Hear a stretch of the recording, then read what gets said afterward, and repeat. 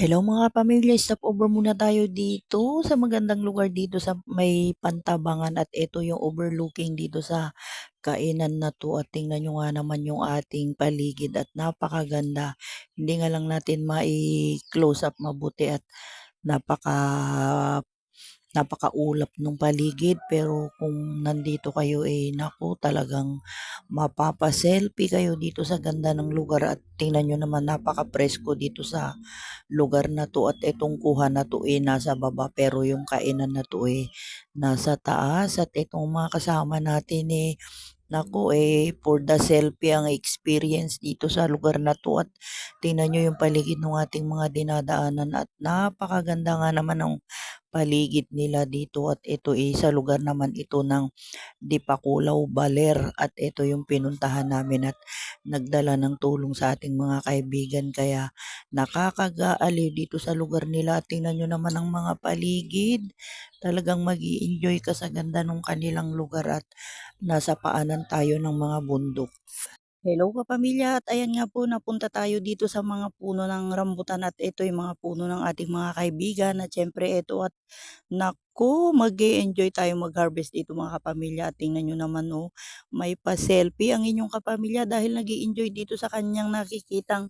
dami ng bunga ng rambutan. Tingnan nyo naman at napakaganda nga namang mamitas at tingnan nyo napakasarap mamitas dito sa ilalim ng rambutan. Siyempre sa lugar natin wala tayong puno ng ganyan kaya tayo naman umiksena dito sa pag-harvest ng kanilang mga puno ng rambutan mga kapamilya. At syempre itong mga kasama nating ate enjoy to the max din sa pagmumukbang ng aratilis dito sa kanilang mga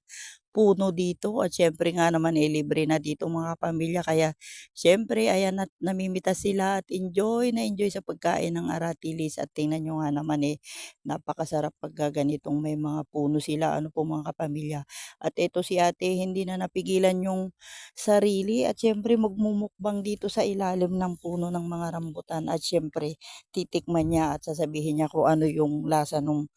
kanyang pinipitas at ito kasi kahit na medyo mag-green at madilaw pa lang naku talagang pagkatikim namin matatamis na rin kahit na yung mga green pa lang at ito nga enjoy na enjoy siya at nagmumukbang ang ate dito sa kanyang pinitas na rambutan at ayan at napakatamis nga daw ng rambutan mga kapamilya. Tingnan mo tawa ng tawa si ate at syempre sabi ko nga ano bang lasa ate kahit maberde ang pinitas mo at sabi nga niya napakatamis nga daw at yan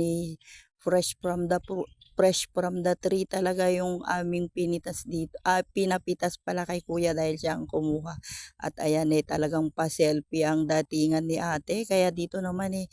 naku, sinulit na namin ang pagkakataon habang nandito kami at syempre tayo ngayon nag enjoy habang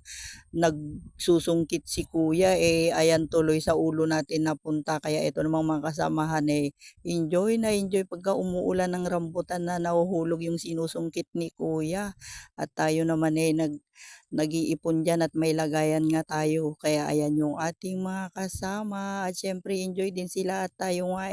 inuulan ng bunga ng rambutan dito sa ibaba at si kuya nasa itaas. Kaya ayan at may lagayan nga tayo kinuha natin yung inuminan ng kanilang alaga at eto dito natin nilagay yung ating mga makukuha at syempre habang nasa ilalim ka ng puno at andyan na nga yung mga bungang matatamis syempre mukbang to the max din naman yung mga kapamilya nyo at yung mga ate natin kaya yan nagsasamantala din silang kumain dito sa ilalim ng puno at syempre habang naglalakad ka nga mapapatingala ka sa dami nung makikita mong mga bunga nitong mga rambutan at meron nga dyan yung mga ibang puno sobrang dami talaga pero naka-reserve na po yun for sale nila kaya ayan yung pinuntahan naman natin dito sila kumukuha ng pangkain nila. At alam niyo po ba mga kapamilya na dito halos rambutan na tumutubo dyan sa mga ibaba may mga puno pa ring maliliit kaya dire-diretso lang yung mga pagtubo ng kanilang mga rambutan dito kaya magi-enjoy ka at ayan ang selfie effect pa ng mga ating mga kasama talagang enjoy to the max ang kanilang pagsi-selfie dito sa ilalim ng rambutan at talaga nga namang mag-i-enjoy kapag ikaw yung nandito at tingnan nyo naman sa kapal ng bunga nitong rambutan na to, pero hindi pa ready yan mga kapamilya at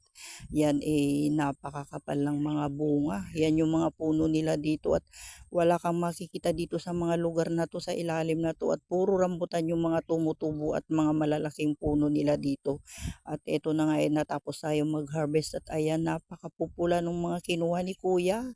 At pero yung iba dyan kahit na mag-green pa matamis.